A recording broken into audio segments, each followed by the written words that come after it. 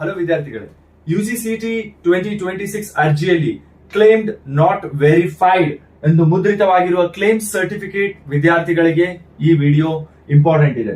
So ಇಲ್ಲಿ ಏನಂದ್ರೆ ದಿನಾಂಕ 21ರೊಳಗೆ ನೀವು ಇದೇ ತಿಂಗಳು 21ರೊಳಗೆ ಸರ್ಕಾರಿ PU ಕಾಲೇಜಿನಲ್ಲಿ ಪದವಿ ಪೂರ್ವ PU ಕಾಲೇಜಿನಲ್ಲಿ ನೀವು ಹೋಗಿ ಅದನ್ನೇನಾದ್ರೂ ವೆರಿಫಿಕೇಶನ್ ಮಾಡಿಸ್ಕೊಳ್ಬೇಕು ಅಂದಿದ್ರೆ ಬೇಗ ಹೋಗಿ ಮಾಡಿಸ್ಕೋಬೇಕಾಗತ್ತೆ. ಡಿಲೇ ಮಾಡೋದಿಲ್ಲ. ಇದು ಕೊನೆಯ ಅವಕಾಶ KE ಅವ್ರು ಕೊಟ್ಟಿರೋದು.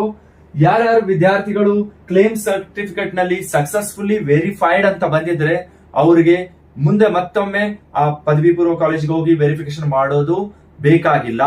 ಯಾರು 1ರಿಂದ 10ನೇ ತರಗತಿವರೆಗೆ ಕನ್ನಡ ಮಾಧ್ಯಮದಲ್ಲಿ ಓದಿರ್ತಾರೆ, ವ್ಯಾಸಂಗ ಮಾಡಿರ್ತಾರೆ, ಮೀಸಲಾತಿಗೆ ಅವಕಾಶ ಕೇಳಿರ್ತಾರೆ ಮತ್ತು ವೆರಿಫೈಡ್ ನಾಟ್ ವೆರಿಫೈಡ್ ಅಂತ ಬಂದಿದ್ರೆ ಮಾತ್ರ ಹೋಗ್ಬೇಕು.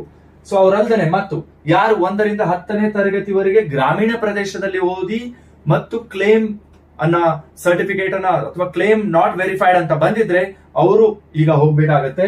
ಮತ್ತು 1ರಿಂದ 12ನೇ ತರಗತಿವರೆಗೆ ಓದಿಕೊಂಡು 10 ವರ್ಷ ನೀವು ಓದ್ಕೊಂಡು ಮುಂದೆ 2 ವರ್ಷ ತಮಿಳು ಅಥವಾ ತುಳು ಅಥವಾ ತೆಲುಗು ಬೇರೆ ಇನ್ನಿತರ ಭಾಷೆಗಳನ್ನ ಅದರೊಳಗೆ ಓದಿಕೊಂಡು ನೀವೇನಾದ್ರೂ ಮೀಸಲಾತಿಯನ್ನ ಪಡಿತಾ ಇದ್ರೆ ಅವರು ಕ್ಲೇಮ್ ಮಾಡಿರುವಂತದನ್ನ ವೆರಿಫೈ ಮಾಡ್ಕೋಬೇಕಾಗತ್ತೆ.